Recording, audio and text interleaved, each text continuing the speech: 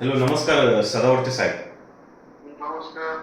प्रकरण सर खूपच याची व्याप्ती खूपच मोठी. मोठमोठे सरकारी अधिकारी, राज्यकर्ते पण यामध्ये सामील आहेत. त्यांना पण या खरात बाबांनी अमृत समजून त्याचं मूत पाजलं.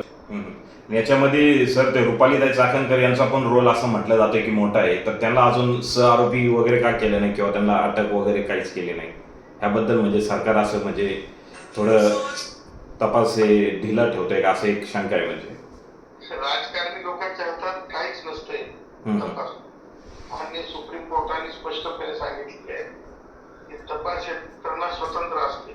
या प्रकरणामध्ये राजकारणी लोकांचा हस्तक्षेप यासाठी वाटत नाही, कारण थेट अशा आरोपीला पोलिसांच्या तत्परतेने अटक केली.